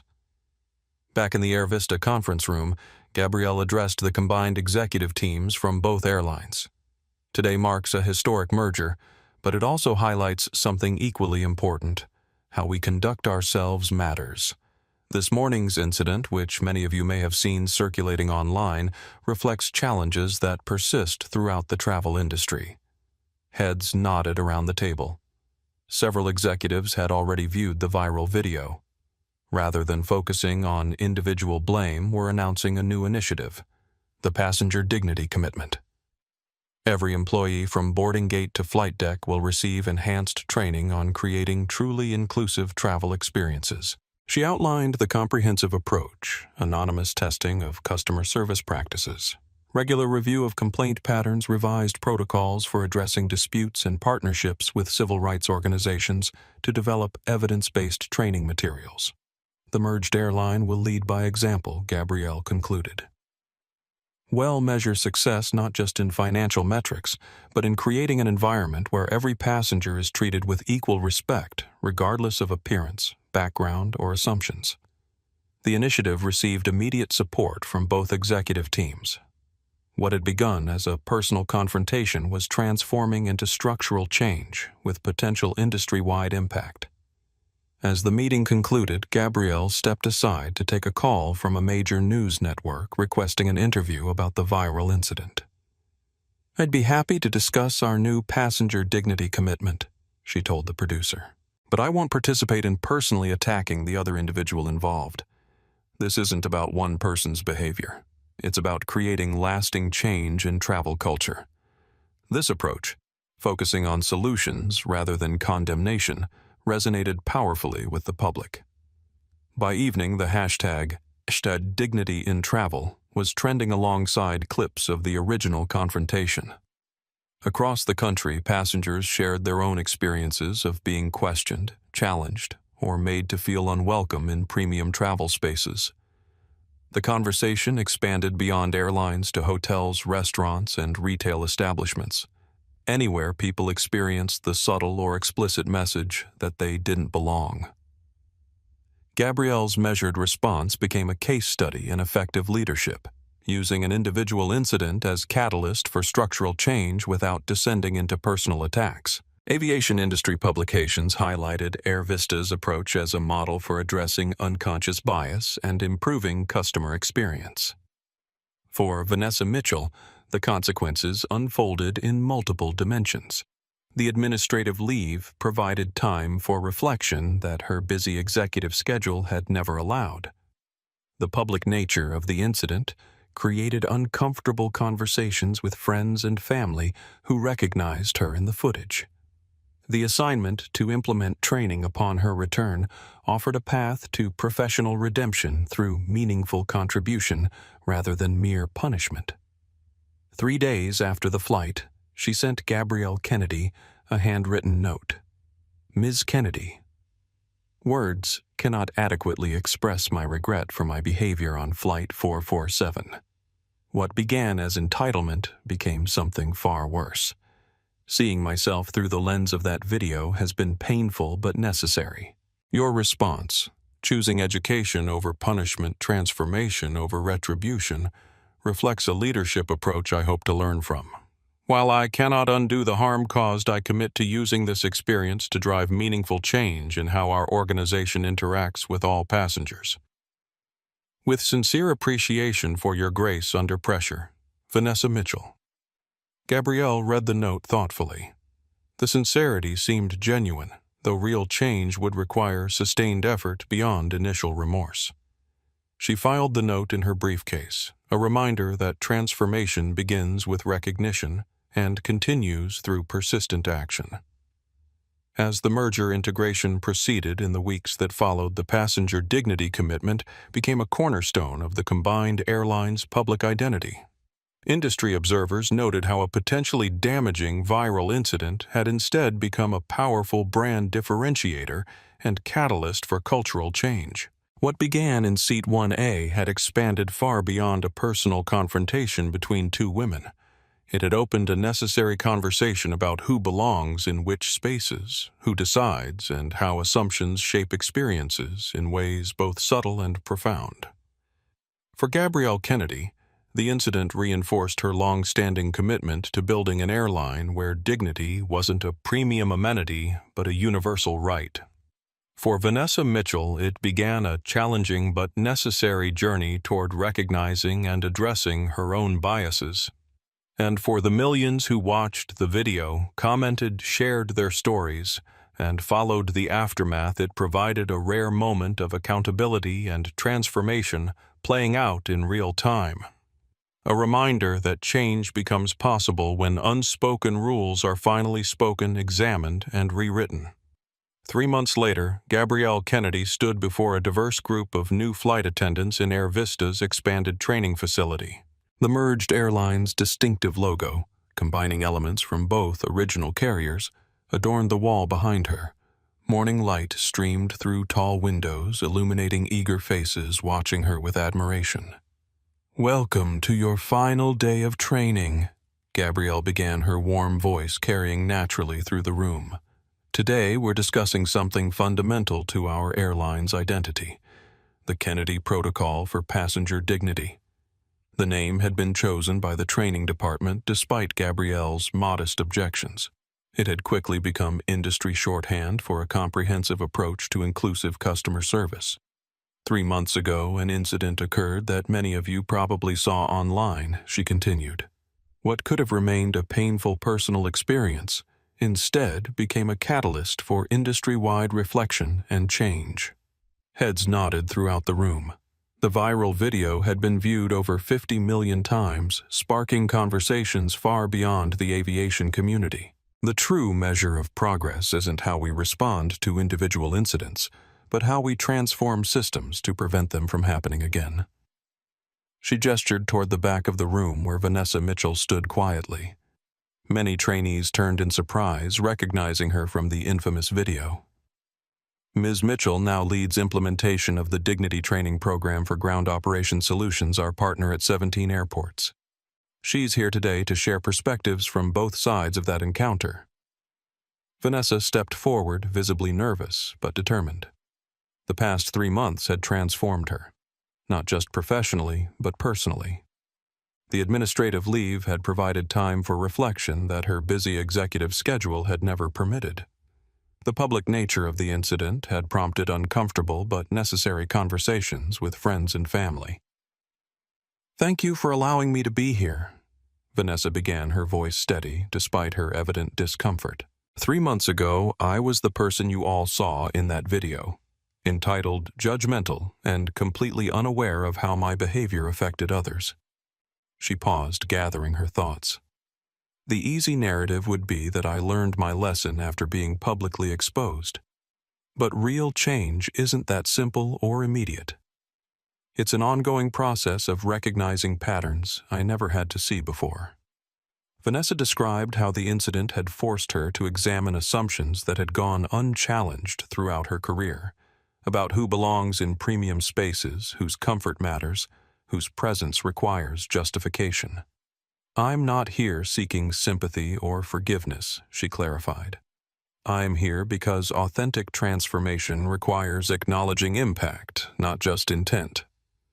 My actions that day revealed problems much larger than one uncomfortable flight.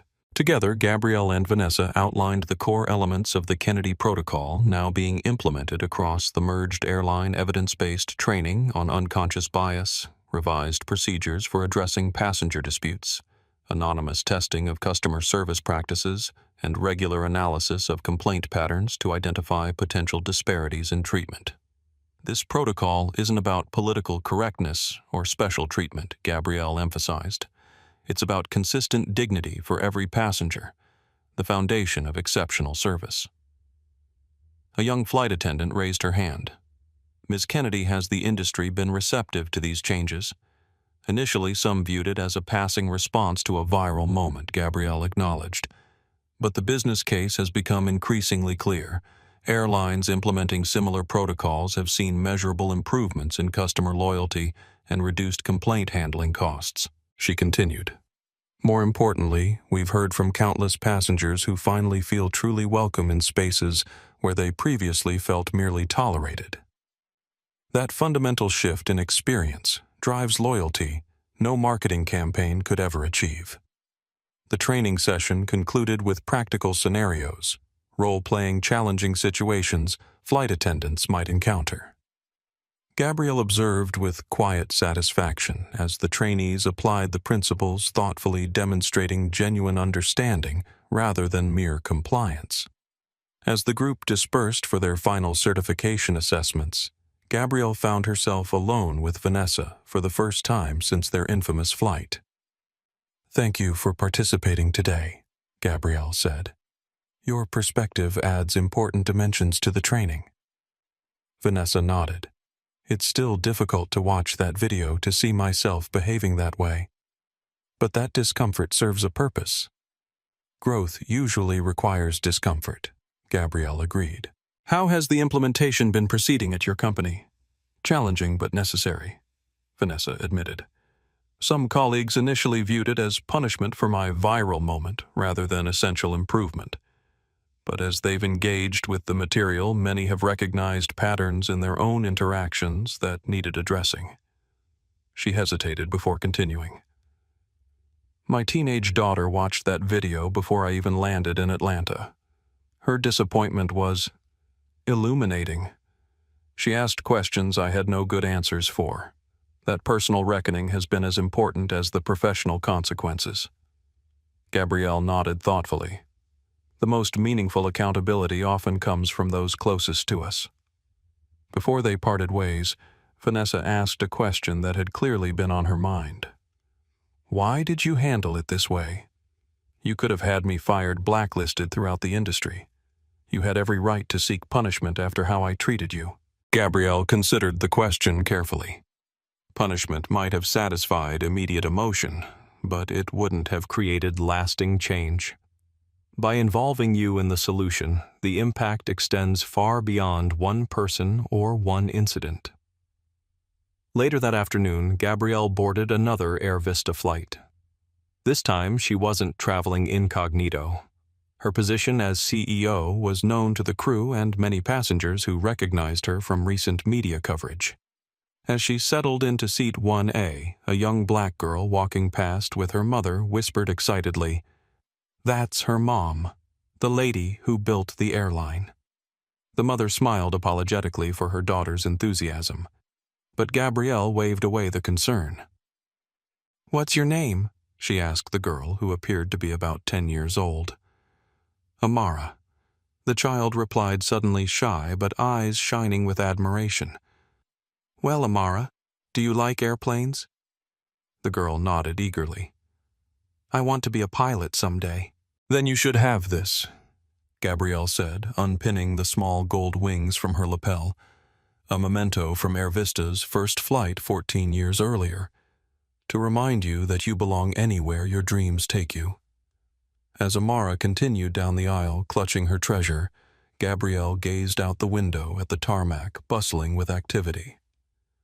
Aircraft bearing the new merged airlines livery were being prepared for destinations across the continent, each one carrying hundreds of individual journeys hundreds of human stories. The incident in Seat 1B had created ripples extending far beyond one uncomfortable flight or viral video. It had opened necessary conversations about belonging, about who gets questioned and who doesn't, about the subtle and not-so-subtle ways people are made to feel unwelcome in spaces others take for granted. For Gabrielle Kennedy, the most meaningful outcome wasn't the policy changes or industry recognition, but moments like the one she'd just shared with Amara. Quiet affirmations that the next generation might move through the world with greater confidence in their right to occupy any space their talents and dreams could take them. As the aircraft door closed and preparations for departure began, Gabrielle smiled slightly at the symmetry. Her journey had begun 14 years ago with rejection and doubt, with being told she didn't belong in the aviation industry. Now she sat in Seat 1A of an airline she had built from nothing but vision and determination. A living reminder that sometimes the people told they don't belong in certain spaces are exactly the ones needed to transform those spaces for everyone. The captain's voice came over the intercom. "Welcome aboard Air Vista Flight 223. We're honored to have you with us today." The simple greeting carried deeper meaning now. Not just courtesy, but commitment to a fundamental vision where honor and dignity weren't reserved for some passengers, but extended to all. In that vision, Gabrielle Kennedy had built more than an airline. She had created a blueprint for belonging that would continue to influence the industry long after this flight reached its destination. If this story touched you the way it touched thousands of others who shared it, hit that subscribe button right now. We bring you powerful stories about dignity, respect, and justice every single week. Have you ever experienced someone making assumptions about you based on your appearance? Share your story in the comments below. Your experience matters, and it helps others find the courage to speak up. And if you know someone who needs to hear this message, someone who might be questioning their own worth because of how others have treated them, share this video with them right now. Because when we stand together against prejudice, we create spaces where everyone can thrive. Remember what happened to Vanessa Mitchell the next time you find yourself making assumptions about someone else. The person you dismiss might just be the one who built the very world you're standing in,